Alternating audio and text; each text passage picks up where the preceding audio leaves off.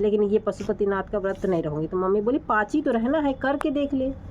भरोसा दिलाती हूँ कि ये व्रत करने से आपकी इच्छा ज़रूर पूरी होगी। आज मेरे पशुपतिनाथ का आखिरी दिन है। मन में अलग सी शांति और बहुत खुशी है।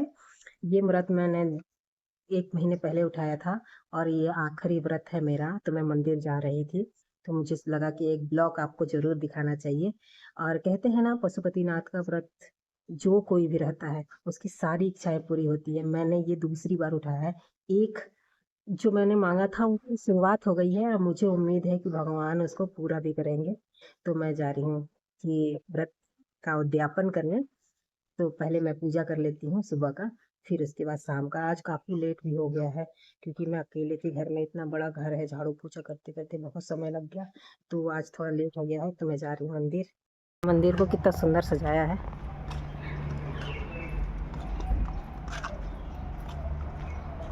हम मंदिर आ चुके हैं और यहाँ पे बहुत, मैं आती हूँ तो झाड़ू पोछा करती हूँ। मम्मी कहती है कि मंदिर में जाओ, अगर सेवा कर सकती हो तो सेवा करना। तो मैं यहाँ झाड़ू पोछा करती हूँ जब भी आती हूँ।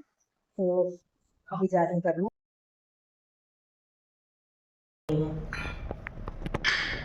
बहुत सारी चीजें होते हैं।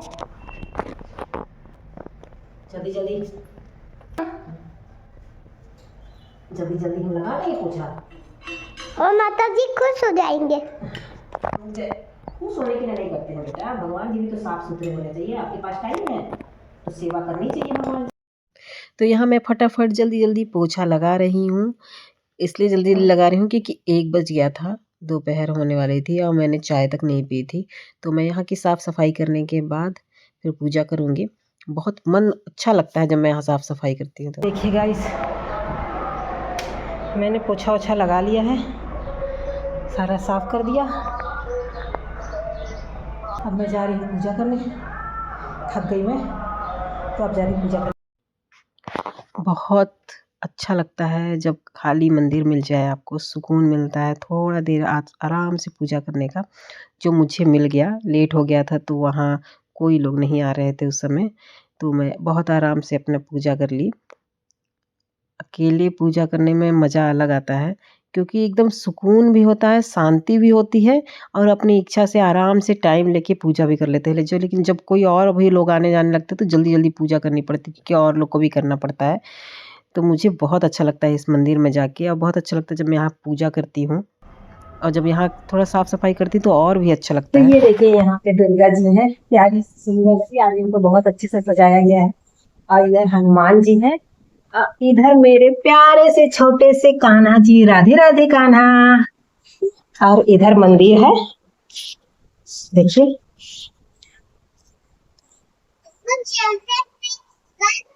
कर लिए हैं, सारे काम हो गए, झाड़ू पोछा भी हो गया। अब मैं घर जा रही हूँ क्योंकि शाम को भी मुझे पूजा करने आना है। तो दोनों टाइम पूजा करना होता है क्योंकि शाम को उद्यापन भी करना है। तो मैं शाम को फिर से आऊँगी। तो अब घर चलते हैं। मैं मखाना और मूँगफली भून रही हूँ, बिना नमक का खाऊंगी क्योंकि इसमें फलाहार ही किया जाता है। और इधर चाय बना रही हूँ। ये मैंने भोलेनाथ के लिए खीर बनाया है और एक दूसरा खीर भी, 2 खीर हैं। ये दोनों खीर मैंने अलग अलग बनाया है। इसलिए बनाया है अलग क्योंकि जो भोलेनाथ का खीर होता है वो भोग में लगता है, वो किसी और को दे नहीं सकते। सिर्फ भोलेनाथ ही को भोग लगेगा और उसका एक हिस्सा मैं खाऊंगी। ये ऐसे नियम है पशुपतिनाथ के व्रत का। और दूसरा खीर मैंने इसलिए बनाया है क्योंकि मेरे पति देव को पसंद है। तो मैंने इसलिए अलग अलग बनाया क्योंकि एक मैं बना नहीं सकती, क्योंकि उसका भोग और कोई नहीं खा सकता। तो मैंने इसलिए अलग अलग दोनों बनाए हैं। एक थोड़ा बनाया है क्योंकि इसमें सिर्फ भोग लगाना है, 2 कटोरी उनके लिए, 1 कटोरी अपने लिए। और ये मैंने घर के लिए बनाया है जिसमें सारे लोग खा सकते हैं। दोनों खीर मेरी अब बन गई है। अब मैं पूजा की तैयारी करूँगी, शाम की पूजा की, जिसमें अब आज मेरा आखिरी है तो मैं उद्यापन करूँगी। तो अब इसकी विधि मैं आपको अच्छे से बताऊँगी अगर आप चाहते हैं तो फ्रेंड्स, मैंने देखिए शाम की थाली तैयार कर ली है और मैंने इसमें थोड़ा आधा दूध रखा है, इसमें थोड़ा आधा जल रखा है जो सुबह मैंने चढ़ाया था, उसमें से मैंने आधा आधा बचा लिया है। तो मेरा आखिरी पशुपतिनाथ का व्रत है, तो मैंने इसमें 108 चावल के दाने जो मैंने 6 बार बीने हैं वो रख लिए हैं मैंने। एक नारियल जो इसे मैं वहीं चढ़ा दूँगी, ये मैंने भोग का प्रसाद बनाया है वो, और इस गिलास में मैंने प्रसाद निकालूंगी मैं। तो अब चलते हैं मंदिर की तरफ, प्रस्थान करते हैं हम लोग।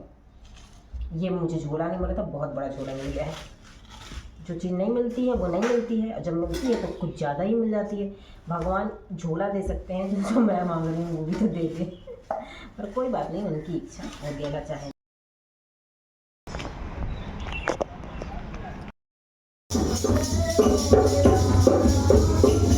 हो गया, चलो चलो चलो।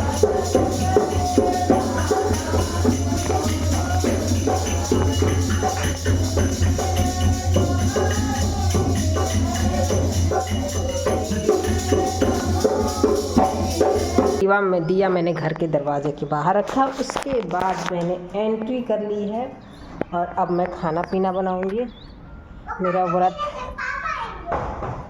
चला गया, अच्छे से निपट गया, पूरा दिन मैं काम करती रही इसको और इसी तरह समय कट गया क्योंकि मैं अकेले हूँ। और ये व्रत मैं भरोसे के साथ कहती हूँ कि जिसने भी ये व्रत मन से रहा उसकी भगवान ज़रूर सुनते हैं। भोलेनाथ बहुत मतलब सुन लेते हैं यार। मैंने पहली बार, मुझे भरोसा नहीं हो रहा था, मेरा मन बहुत समय से टूट गया था कि मैं व्रत नहीं करूँगी, या मम्मी मेरे को जब बताई कि ये व्रत रहो, सब बहुत मतलब मन्नत पूरी होती है, पर मेरे को नहीं समझ में आ रहा था। मैं बोली मैं नहीं रहूँगी, मेरा मन है सोमवार का व्रत रहने का, मैं वो रहूँगी, लेकिन ये पशुपतिनाथ का व्रत नहीं रहूँगी। तो मम्मी बोली 5 ही तो रहना है, करके देख ले। तो फिर मेरे मन में आया चलो मम्मी इतना कह रही है तो कर लेती हूँ। और कुछ दिन पहले मेरे सपने में भोलेनाथ के मंदिर भी आया था, सब कुछ आया था, तो मेरे मन में आ गया था कि मैं सोमवार का व्रत करूँगी, पर पशुपतिनाथ का व्रत करूँगी ये नहीं था। तो मम्मी ने कहा तो फिर मैंने किया, उसने वीडियो भेजा कि हाँ ऐसे ऐसे करते हैं, मैंने व्रत किया। और सच बताऊँ, मतलब बोलते हैं कि 3 महीने के अंदर अंदर आपकी इच्छा पूरी होती है, पर मैंने 15 दिन या मेरे को लगता है 1 महीना निकले होंगे, और मैंने जो इच्छा मांगी थी उनसे अभी पूरी तो नहीं हुई है, लेकिन उसकी शुरुआत हो गई है। भगवान अगर चाहें तो ये हो भी जाएगा। मैंने कहा था 2026 में मेरी ये मन्नत पूरी हो जाए, अभी पूरी साल बची हुई है। अब मुझे भोलेनाथ पे भरोसा है कि वो मेरी मन्नत ज़रूर पूरी करेंगे। और मुझे मतलब मेरा ना मन टूट गया था यार। मैं क्या बताऊँ, मेरे साथ कुछ चीज़ें हुई हैं ना, तो मुझे थोड़ा सा मुझे लगता था कि भगवान मेरी सुनते नहीं हैं। तो फाइनली बहुत समय लगा मुझे, मतलब यहाँ तक पहुँचने में। क्यों उसको फेंक रही हो? हाँ, हम झाड़ू लगा रहे हैं, तुम साफ करते रहते हो, तुम उसको फैला देती हो। हाँ, साफ कर। बेटी की वजह से मेरा दिमाग खराब हो जाता है। तो मेरा उस समय से करती रहती है समय। तो मैंने फिर से व्रत स्टार्ट कर दिया। अब मुझे सच बताऊं तो मुझे भरोसा हो गया कि हाँ भगवान ज़रूर सुनेंगे। मुझे यकीन है कि जो मैंने इस बार भी मांगा है भोलेनाथ मेरी ज़रूर सुनेंगे। मैं हमेशा कहती थी हर किसी से कि भगवान और मेरी दुश्मनी है। मैं पूजा पाठ वैसे नहीं करती हूँ जैसे करते हैं लोग, मैं नहीं कर पाती हूँ इतना, पर मैं सबसे कहती थी कि मेरे को भगवान मेरे सुनते नहीं हैं, मेरी उनकी लड़ाई चलती है, वो मेरी कभी नहीं सुनते। लेकिन फाइनली बहुत समय बाद भगवान ने शायद मेरी सुननी शुरू कर दी है। अब मुझे ऐसा लगता है, अब ये सच है कि नहीं है, जब मेरी पूरी हो जाएगी मैंने जो मांगा है, मैं आपको ज़रूर बताऊंगी कि भगवान ने मेरी सुनी कि नहीं। 3 महीने के अंदर होता है कि 3 महीने के बाद आपकी इच्छा पूरी हो जाएगी। तो मैंने अपने आप को 3 महीने 6 महीने का समय दिया है कि मैं करके देखूँगी, शायद ऊपर वाला मेरा सुन ले। वो मुझे उम्मीद है कि वो ज़रूर सफल होगा। मुझे भरोसा है इस बार, मतलब मन से अंदर से भरोसा है कि भोलेनाथ ज़रूर सुनेंगे मेरी। मतलब बहुत टाइम बाद ये भरोसा मेरे अंदर आया है कि मतलब मेरी सुनेंगे। ऐसे भगवान से मेरी बहुत लड़ाई चल रही थी, जैसे लग रहा था कि कुछ भी नहीं सुनते थे। पर मैं निगेटिव बहुत सोचने लगी थी, बहुत निगेटिव, कभी नहीं सुनेंगे, कभी नहीं सुनते हैं। अब मेरे मन में धीरे धीरे पॉजिटिव चीज़ें आ रही हैं। कुछ चीज़ें ऐसी हो गई थी लाइफ में जिससे मेरा भरोसा बहुत उठ गया था भगवान से। मैं पूजा करती थी, लेकिन मतलब मुँह में नहीं था कि वो मेरी सुनेंगे। पर बहुत समय बाद 7 साल 8 साल 9 साल बाद, मेरे साथ ख्याल से 9 साल बाद भगवान का बेभरोसा मेरा हो रहा है। मेरे ज़बान लड़खड़ा रहे हैं। मैं उनकी तारीफ़ किस तरीके से करूं, मुझे समझ में नहीं आ रहा है। आप भी ज़रूर पशुपतिनाथ का व्रत रहिएगा। जो भी लड़का हो लड़की हो कोई भी रहे, आपकी जो बहुत ज़्यादा कष्ट है, बहुत ज़्यादा तकलीफ़ है, तो भगवान उस तकलीफ़ को ज़रूर हर लेंगे। आप ये व्रत रह के देखिए। मैं भरोसा दिलाती हूँ कि ये व्रत करने से आपकी इच्छा ज़रूर पूरी होगी।